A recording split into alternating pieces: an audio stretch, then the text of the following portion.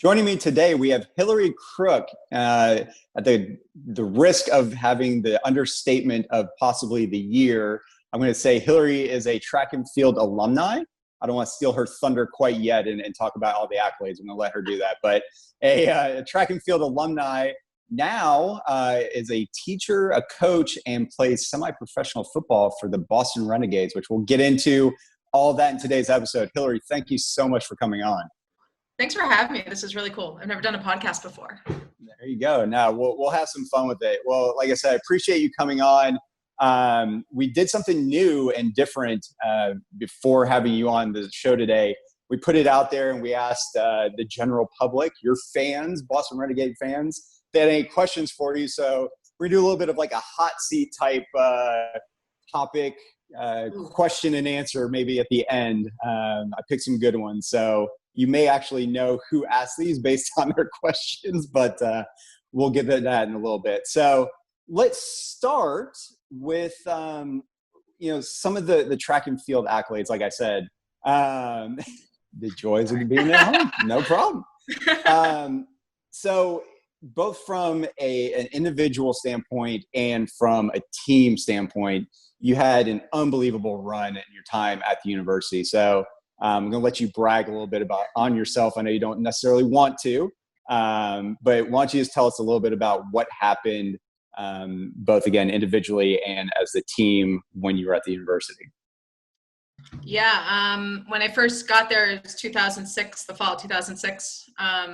And Coach Greg and Coach Carson recruited me to come down. And I want to say the year before they just won the conference championship. So they were running off that high.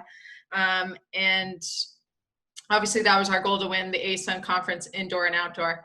And that's what we did that for the 5 years I was there. We won every winter and outdoor championship, which is always our goal. We won the Triple Crown one year. So we won cross country, winter, and outdoor, which was like a really cool thing. Other than that, that was usually my focus. And anything I could do to help us win. So I won the shot put, I think 5 times, indoor and out, cumulatively. So, and hopefully try to score some few points in discus and hammer. But yeah, I think it just reflects the coaching. Track is such a interesting sport in the sense that all these events have to come together and we all have to score points and we all have to perform. And I think that's coaching and how they trained us, from our wait staff to everything, to being able to perform that weekend our best. So, and I think if we look at it, they won it, I think it was up to like 16 years in a row that the track team won the conference championships. And again, that's just coaching by Coach Greg and Coach Carson, and it was a fun ride. That's awesome. Yeah, it just going through and seeing the fact that you won it every single year, both indoor and out, the personal achievements with the shot put. And did you have was it an ASUN record? And I can't remember if it was indoor or outdoor, but you had a record, did you not? Yeah, I did. I don't know if it got broken recently, but we'll just forget about that. I still have it. We'll just say yes. No, it was indoor, but I think it was recently broken. Coach Chip is the throws coach now, and he's done an amazing job. And the girls there, I just look back and I just see the girls that are there, and I'm like, these girls are so much better than me. So it must have been broken I think recently, but that was pretty cool. That's incredible. What a team environment. How did you get into shot put? That's just one of those things where, track in itself isn't necessarily, one of the main sports that you typically see, through high school and all that. I know it's gaining in popularity, but what drew you to that particular event? It was a total fluke, actually. I was playing basketball at my high school, and I just was planning to play softball. I never even played softball, like, formally either, and I just wanted to do a sport. So I was going to do that, but the throws coach at my high school saw me play basketball, and he's like, you should come out and do shot put in the spring. I'm like, okay, I have nothing else going on. So, and then it kind of just picked up from there. I don't know. It was just like it was meant to do it, you know? That's awesome. So obviously it worked out for you. You got to do it in high school and it brought you to JU.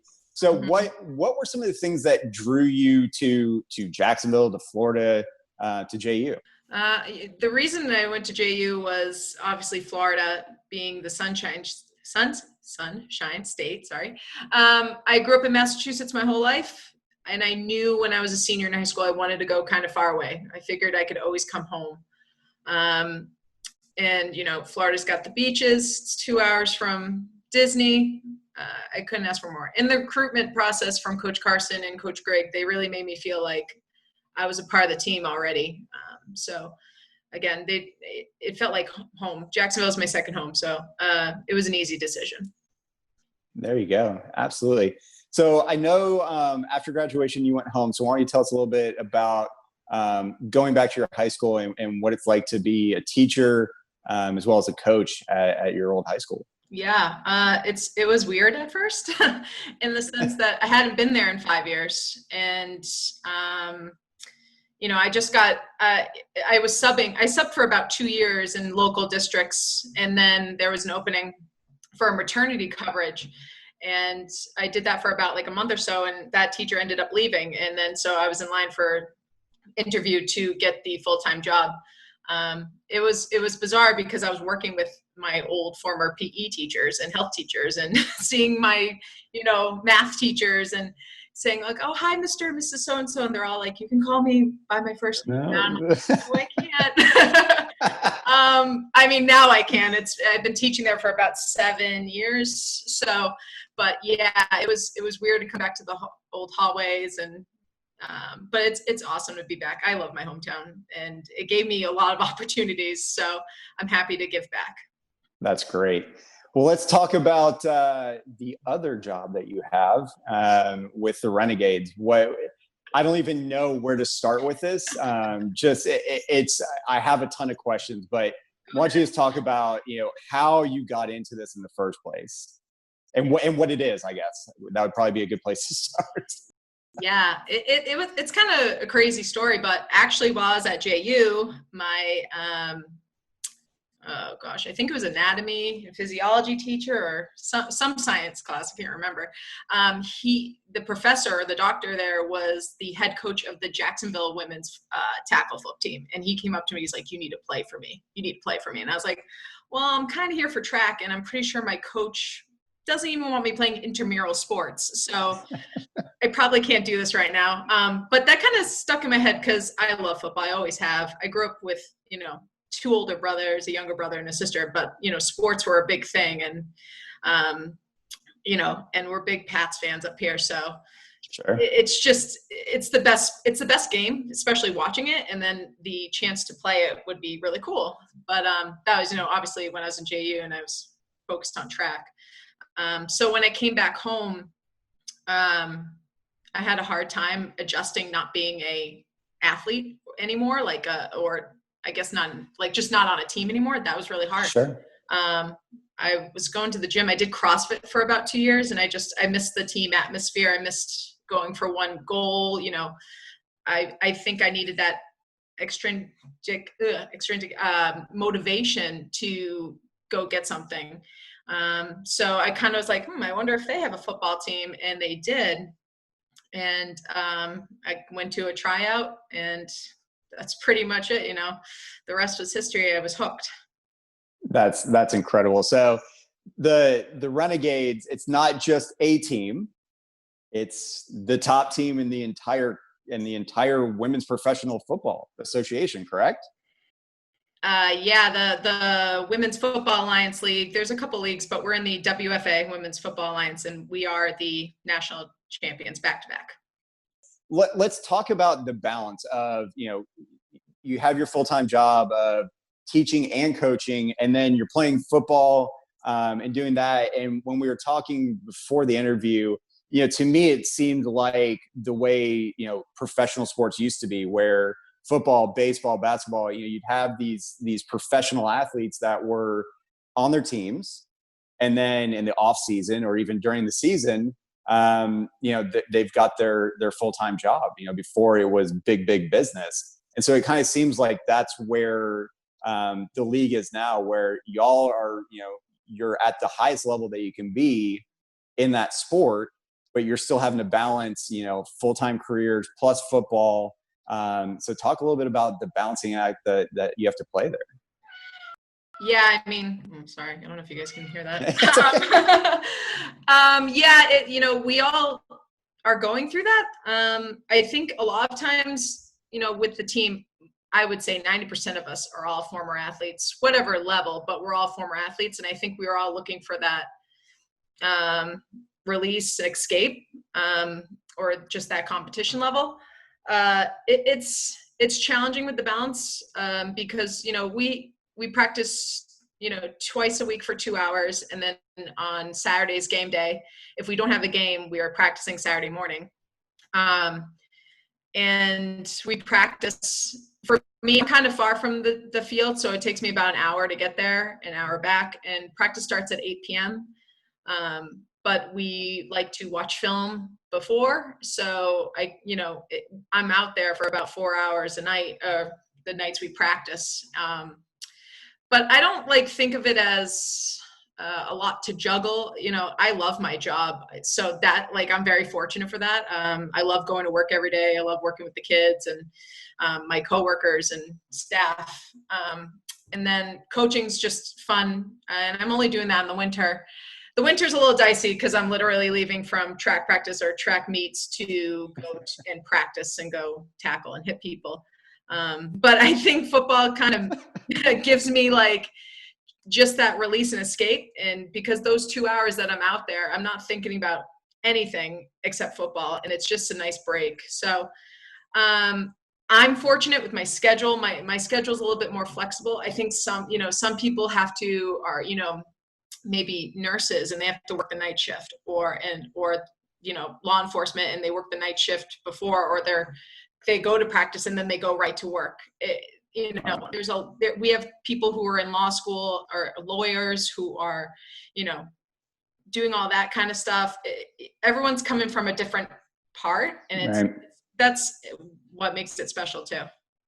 But yeah, I mean, it's just the pure love of the game and the love of sport is it's incredible to see. So I'm seeing a theme building here.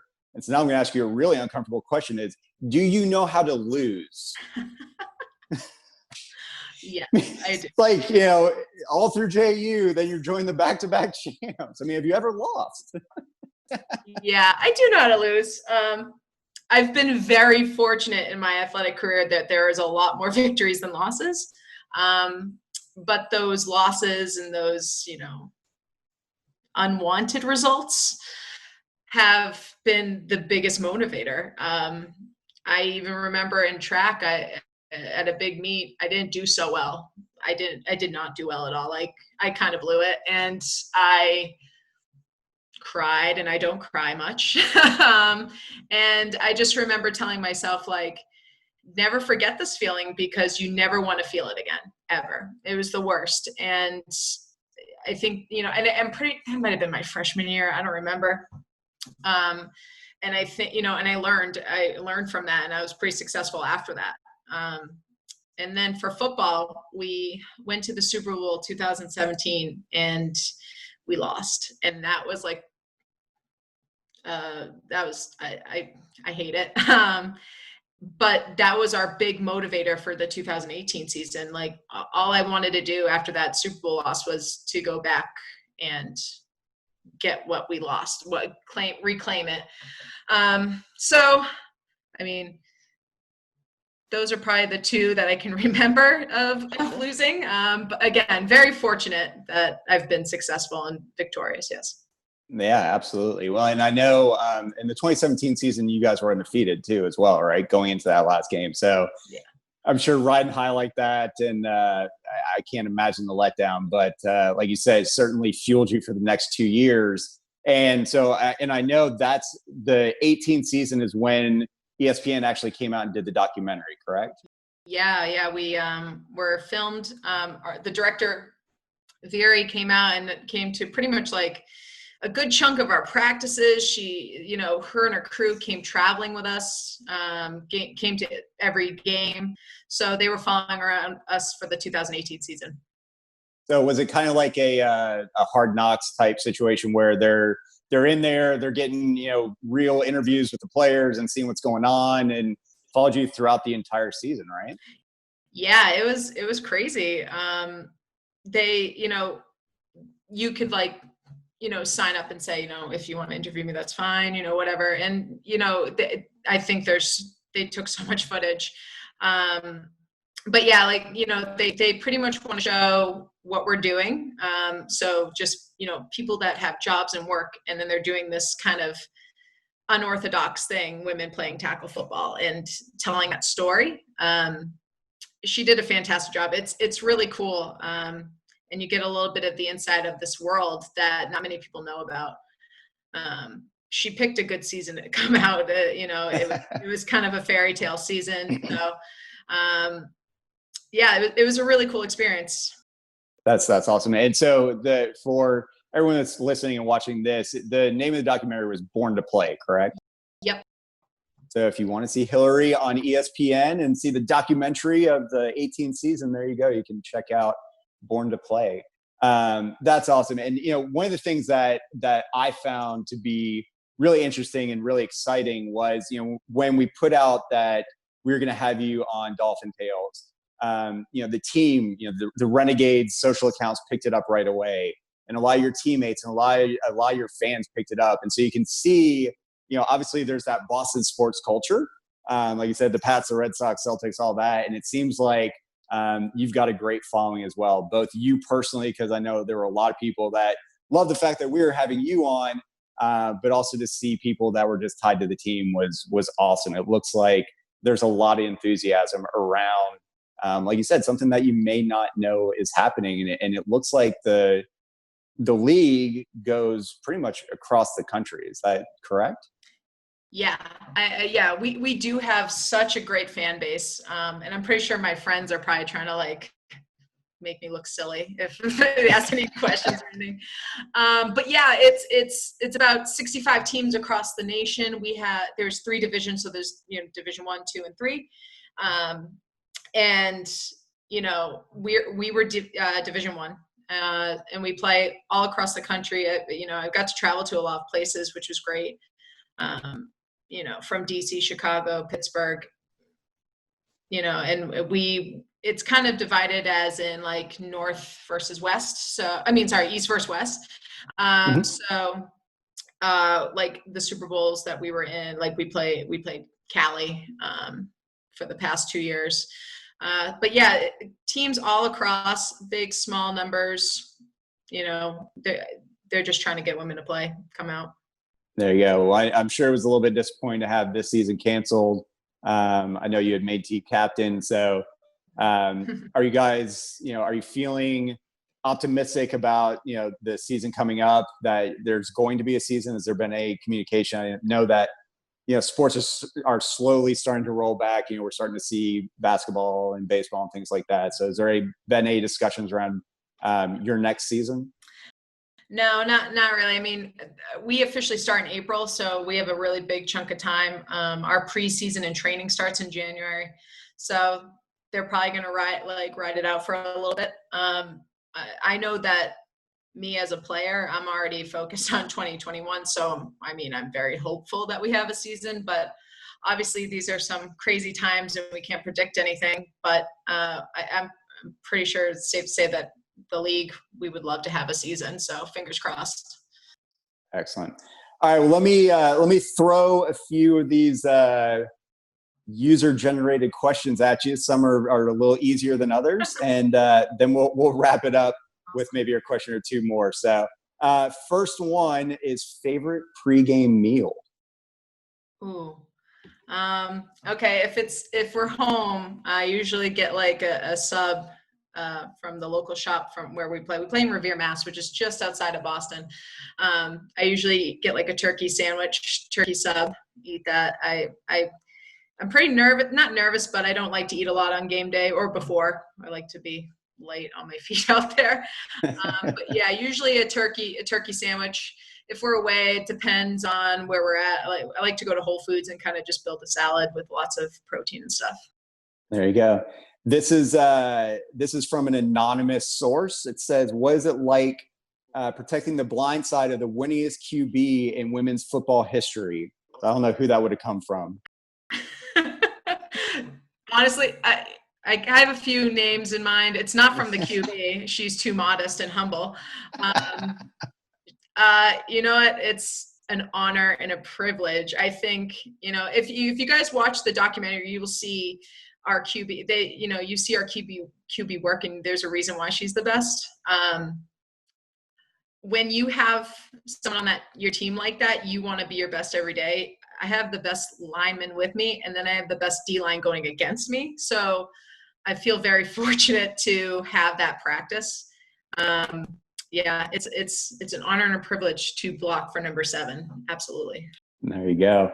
Another anonymous question. You'll never know who this came from. It says, what was your favorite JU track and field memory besides your coach? Okay, Bambi Carson. Let me think. Honestly, we traveled to some places I don't think I would have ever been to if I hadn't been for JU track and field. So I was always a big fan of the away meets. We got to go to like LSU, Arkansas, Nebraska, Pennsylvania, all those big schools. So I'm all about the traveling with the team and hanging out. And I mean, I can say that even for football, I think I like away games a little bit better just because it's a business trip and you're focused. I miss the fans, of course, but I'm all about traveling. Interesting. Okay. All right. So I've got one final one for you. For the current student athletes, if you had one piece of advice, kind of looking back over your time at the university, things that you accomplished, things like you said that didn't go your way, which didn't happen often, but when things didn't go your way, to look at, and not just the track and field, but the student athletes that are still at the university, what's one piece of advice that you would give them? Enjoy every day. Take it all in. When I think about my time at JU, I think about pretty much hanging out with my teammates who became like some of my best friends, who became roommates. I often just think about the fun times we had. It's a unique experience. I don't know what it's like to go to college not an athlete, but you already got that built-in family, and things to do and people with similar interests. So just take it all in, have fun. You never know when you're going to be able to play the sport you're playing. So just take it all and have fun. That's awesome. Well, Hillary, thank you again for joining us.